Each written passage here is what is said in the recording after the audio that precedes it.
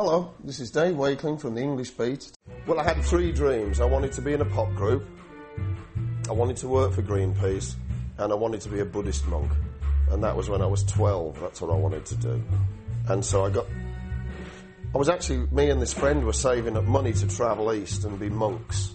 And I started having a lot of dreams about girls and motorbikes. Girls on motorbikes, girls after motorbikes, me on top of a girl on top of a motorbike, that sort of thing. And I was like, what's the point of going all that way, shaving your head and sitting on an orange towel and just sitting there thinking about girls on motorbikes? So the 2 choices then were be in a pop group or work for Greenpeace. And we couldn't find anybody that worked for Greenpeace, but I got these songs going, and I thought, well, that's all it seems really, is girls and motorbikes with a bit of singing in the evening, and then back to the girls and motorbikes. Perhaps I should join a group, get this out of my system, and then I'll get on to the other stuff. In the bathroom, please don't freak. The door is... No, that very first show, I think, was the first one we'd done in Boston, was with the Pretenders. We'd done a couple of 3 shows with the Pretenders, and we were going down very well. And we got to Boston, and I don't suppose it was the Pretenders, but their crew, their organisation, wanted it to be one of those doors open at 7, English Beat on 7:05. Do you know? So we gave Roger $10 to go and play Space Invaders and buy candy, and said, don't be back here until at least 7:30, 7:45, you know? And so he disappeared, and they're like, you've got to go on, you've got to go on. We're like, we can't. The singer's not here. The singer's not here, you know. So it got to about 7:20, and they're getting really hostile. So we ended up putting the sofa up against the door of the dressing room. And they were like banging on the door and kicking on the door and screaming at us that we had to go on stage. And finally we let them in. And we said, well, the singer's still not here, you know. And then he came round the corner with candy. We're like, where have you been? Come on, you know. And we went on at 10 to 8 when we wanted to. Fabulous. Probably only 2 or 3 months later we were introduced to the glories of the Channel. Well, it would get so damp and there was all pipes over the stage and everybody's sweating that water would drip down onto the stage in time with the bass drum. So it was like a water show. The lights would pick it up and you're like, oh, water and electricity, is it all right with the 110 volts? Because look, where we're from, this is a death wish, you know. It's like, no, you're fine, you're fine. And I loved that place. I thought it was great. We ended up, out of all the shows we did, we ended up using live takes from the Channel a couple of times, you know, when they'd stick bonus tracks on an album when they re-released it, that's all best of, live from the Channel. It was a terrific vibe. And I suppose that the place in the first few years of us coming here that seemed most like England. Like the crowd in Boston reacted like you'd expect a crowd in Birmingham or Dublin or Liverpool.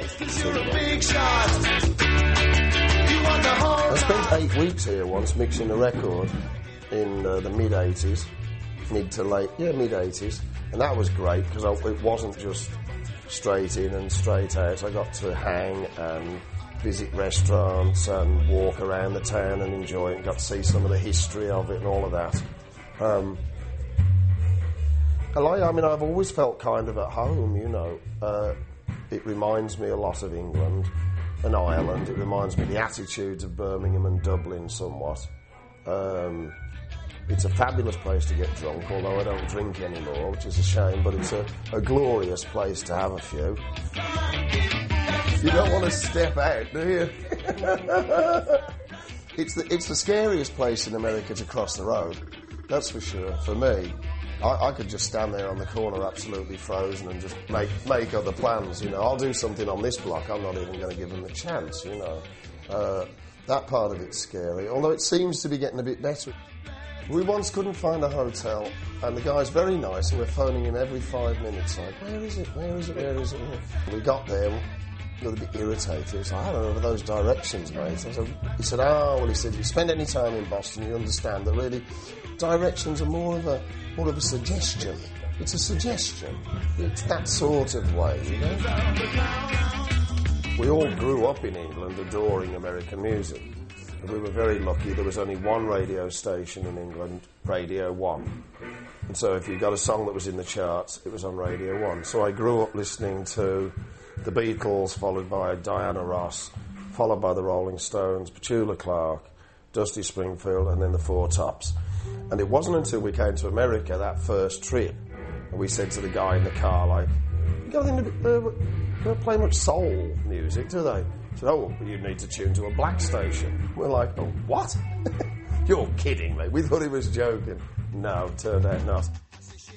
I think we were dreadfully lucky to come after punk, because punk had ripped everything down, and so long as there was something catchy, you could more or less sing about whatever you wanted.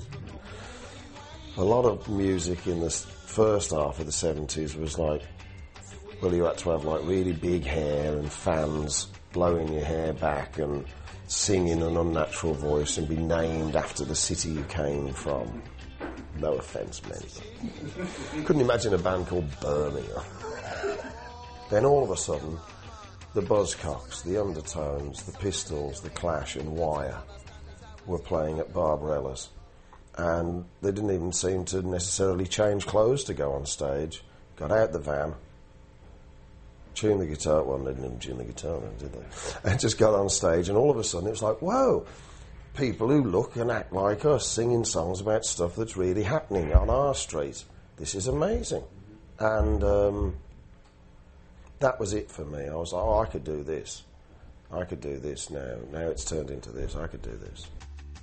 And now I work with a charity called SmileTrain that fixes kids' faces with cleft palates. And they got the price down to $250. So when we play Tenderness on stage, I do a bit of a speech and get people to throw money on stage, because who in their right mind in this day and age couldn't see the value in to change a kid's life forever, you know. The crowd's always been great. If we've ever done a bad gig in Boston, I can't remember it.